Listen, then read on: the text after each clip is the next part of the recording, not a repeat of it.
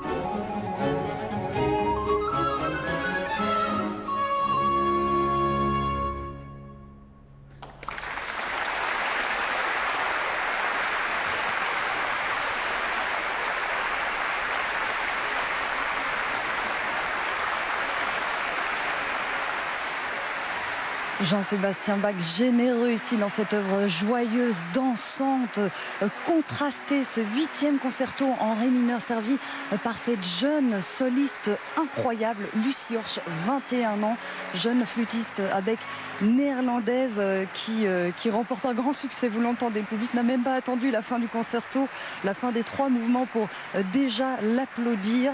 Elle donne son premier concert en France aujourd'hui. C'est la première fois également qu'elle collabore avec ce Richter Carr Consort dirigé depuis la viole de gambe parmi les musiciens par Philippe Pierlot, et elle nous offre un bis.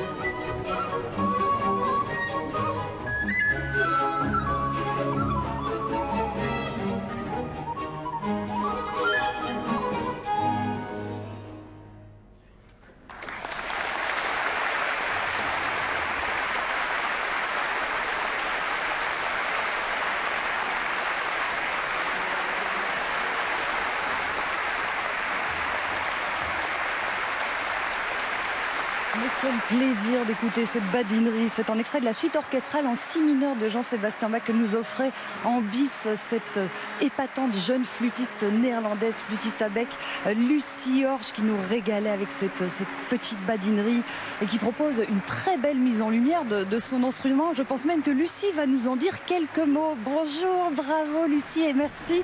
Merci de nous avoir offert ce bis, cette petite badinerie qui est pleine d'humour. Oui, c'est très dur. Oui, c'est vraiment un morceau très amusant. On entend vraiment le côté humoristique de Bach. Jean-Sébastien Bach, qui est l'un des compositeurs qui est mis à l'honneur lors de cette folle journée cette année, pour ce concert aussi. C'est un compositeur que vous connaissez très bien, que vous avez régulièrement l'occasion de proposer en concert. Qu'est-ce que vous auriez envie de nous dire, de nous partager sur ce grand musicien ? Oui, tout à fait. Jean-Sébastien Bach est un compositeur qui va vraiment rester avec moi. Sa musique suscite la quiétude pour beaucoup de personnes, je pense. Moi, je reviens toujours à Bach. C'est une partition difficile à jouer ? Oui, c'est difficile. Parce qu'à l'origine, ça a été composé pour orgue, donc il n'y a pas de respiration. Donc il faut prendre du souffle avant de se lancer, évidemment. Je le disais à nos téléspectateurs, Lucie, c'est votre premier concert en France. C'est une émotion particulière d'être ici aujourd'hui sur scène. Je suis très heureux d'être ici. C'est vraiment super de jouer sur le festival. In English, please. In English, yes. It's fantastic. En anglais, oui, c'est vraiment formidable d'être ici à ce festival et de jouer devant un vrai public. Ça fait très longtemps que ça n'était plus possible. Et c'est formidable de pouvoir sentir l'énergie du public. Première collaboration alors avec le Richter Carr Consort, qui est un ensemble belge, on va le préciser, qui est spécialisé dans ce répertoire-là aussi. Tout à fait. Je suis ravie d'avoir la chance de travailler avec eux. C'est formidable, vraiment. Ils connaissent très bien cette musique. En tout cas, on avait grand plaisir à vous écouter, Lucie Horsch. On espère vous revoir très bientôt sur les scènes françaises partout en France. Merci beaucoup. Merci beaucoup. Et puis on va poursuivre évidemment notre concert. Ce n'est pas un, mais deux solistes que nous allons accueillir à présent pour la suite. Il s'agit de Théotime Langlois de Swart au violon baroque et puis de Gabriel Pidou au hautbois. Ils vont nous interpréter un double concerto donc pour deux instruments, violon, hautbois, concerto en ut mineur. Alors pour vous dire quelques mots sur cette œuvre que nous allons découvrir, c'est une œuvre pleine de sensualité, pleine de sérénité. C'est une œuvre très dynamique aussi, un petit peu comme le concerto qu'on vient d'écouter à l'instant. Concerto aussi dans lequel les voix, et c'est ça tout le génie aussi de Jean-Sébastien Bach, concerto dans lequel les voix s'entrelacent élégamment. Jean-Sébastien Bach va même jusqu'à parfois gommer les frontières entre les interventions des deux solistes et puis celles de l'orchestre. Alors le Ricercar Consort qui était en place jusqu'à présent cède à présent la scène à un autre orchestre de chambre français. Cette fois, il s'agit des Ombres. Cet ensemble est dirigé à nouveau parmi deux musiciens qui se placent parmi les musiciens. Il s'agit de Margot Blanchard et de Sylvain Sarthe. Je vous propose donc dans un instant d'accueillir nos deux solistes de jour, deux jeunes talentueux solistes français. Il s'agit de Théotime Langlois de Swart, je vous le disais, au violon baroque, et puis Gabriel Pidou au bois, qui, Gabriel, joue pour la première fois avec les Ombres.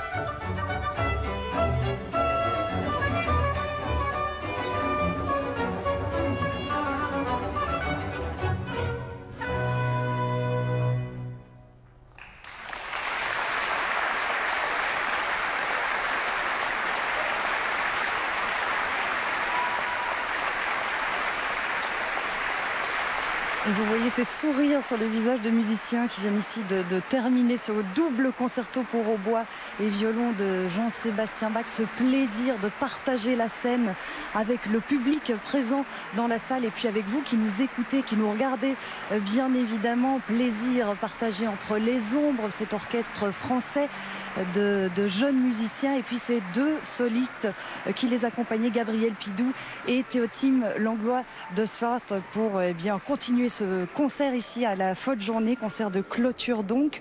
Je vais accueillir dans un moment bien les deux des solistes en tout cas, et puis Margot Blanchard pour évoquer sans doute bien cette partition extraordinaire, enjouée, je vous le disais, après un deuxième mouvement peut-être plus planant.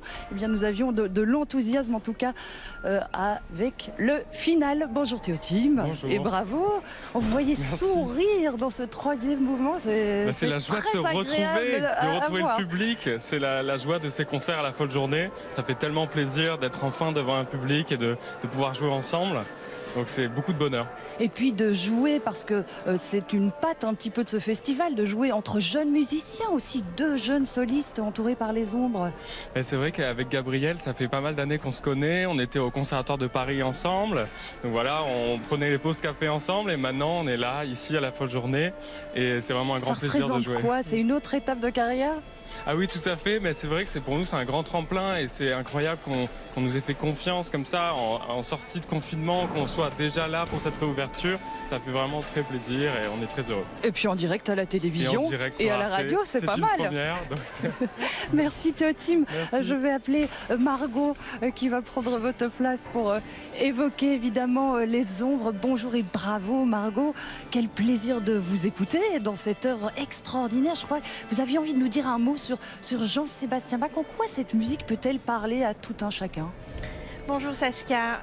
Vraiment, je pense que la musique de Bach correspond particulièrement à cette folle journée exceptionnelle. Un grand moment de communion entre le public et les artistes, entre les artistes aussi qui ressentent vraiment des émotions très fortes à l'idée de pouvoir à nouveau jouer en public. Et Bach aussi a cette particularité de nous mettre dans un état de grande vulnérabilité, tout en nous donnant une force immense. Et c'est cette dichotomie de sa musique qui nous rappelle toujours à notre condition humaine, qui me rappelle vraiment tout ce qu'on a vécu lors de cette crise et qui nous donne aujourd'hui la force d'en sortir. C'est un concert qui restera gravé dans votre mémoire? Absolument. Je ne pourrais pas... En fait, déjà, la Folle Journée est essentielle en temps normal, mais encore plus dans ce contexte particulier, car ça redonne de l'espoir à beaucoup d'artistes. Alors, ils ne sont pas tous là sur scène maintenant avec nous, mais je pense que c'est essentiel en fait d'avoir ce type de moteur et d'événements pour pouvoir justement relancer la dynamique culturelle, amener le public dans les salles et garder à l'esprit que la culture a encore énormément besoin de soutien. Et grâce à ces événements et grâce à René Martin et à cette volonté de toujours aller de l'avant, c'est possible. Et grâce à ce public qui n'a même pas attendu la fin du concerto pour applaudir évidemment. Merci beaucoup Margot. Merci Saskia. Pour ce moment. Ici. C'est un plaisir de vous recevoir. Gabriel Pidou, bonjour. Notre deuxième soliste. Bonjour et bravo. Quelle belle mise en valeur de votre instrument dans ce concerto. C'est vrai, c'est un vrai plaisir de pouvoir jouer cette pièce. On utilise toutes les notes possibles du hautbois baroque. Ça va du do grave au ré aigu et c'est vraiment l'ambitus parfait et un vrai plaisir. Ce deuxième mouvement tout en ligne qui correspond très bien au hautbois. Et puis... évidemment, ce dialogue avec Théotime qu'on écoutait il y a quelques instants. Vous avez fait du violon quand vous étiez tout Effectivement, petit. J'ai commencé par le violon. Ça aide. Ça aide. Et puis surtout, jouer avec Théotime, c'est toujours des grandes phrases, des grandes respirations. Et on est assez complices et on est assez amis. Donc c'est super de jouer avec lui. C'était un plaisir en tout cas de vous écouter. Merci beaucoup. Merci beaucoup. Gabriel. Et puis on va évidemment continuer la suite de ce concert. Et nous allons changer de compositeur. Je vous avais annoncé 2 compositeurs à l'honneur pour cette édition. Jean-Sébastien Bach était le premier. Nous allons passer au deuxième compositeur. Il s'agit de Mozart. Après la lumière, nous allons passer à toute l'humanité. La lumière aussi évidemment de Mozart. Une petite anecdote, peut-être le savez-vous ou non. Le nom du festival La Folle Journée vient d'une pièce de Beaumarchais, La Folle Journée ou Le Mariage de Figaro, qui a inspiré à Mozart son fameux opéra Les Noces de Figaro. Vous voyez, il n'y a pas de hasard, évidemment. Dans un tout petit instant, nous allons vient accueillir le 3e orchestre invité lors de ce concert. Il s'agit du Paris Mozart Orchestra qui est dirigé par Claire Gibault. On va découvrir un extrait de son immense, sa très célèbre 40e symphonie. Une œuvre extraordinaire dont nous allons entendre le premier mouvement que vous avez certainement déjà entendu, j'en suis certaine. Mouvement orageux, passionné, mais aussi tout en retenue, et c'est ça qui est merveilleux chez Mozart. Et puis tendez l'oreille, une petite clé, tiens d'écoute, un petit clin d'œil espiègle de Mozart dans les toutes premières mesures. Si vous connaissez son opéra Les Noces de Figaro, ce personnage chérubin qui chante Non so più cosa son cosa faccio, eh bien on entend vraiment cette petite mélodie qui se mélange dans les premières mesures de cette symphonie que je vous propose donc de découvrir avec le Paris Mozart Orchestra et Claire Gibault à la direction.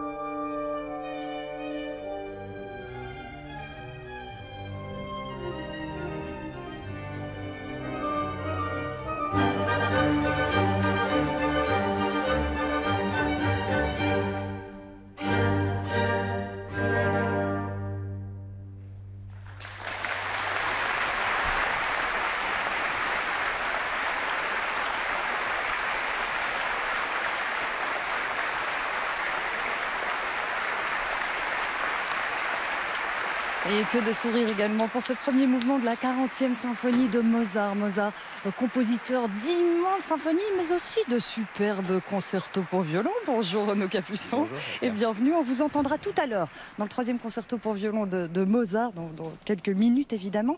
Alors, peut-être que certains de nos téléspectateurs, de nos auditeurs le savent déjà, Mozart était un très bon pianiste, mais c'était aussi un excellent violoniste. Excellent violoniste. D'ailleurs, j'ai joué hier soir un de ses violons, ce qui était très émouvant.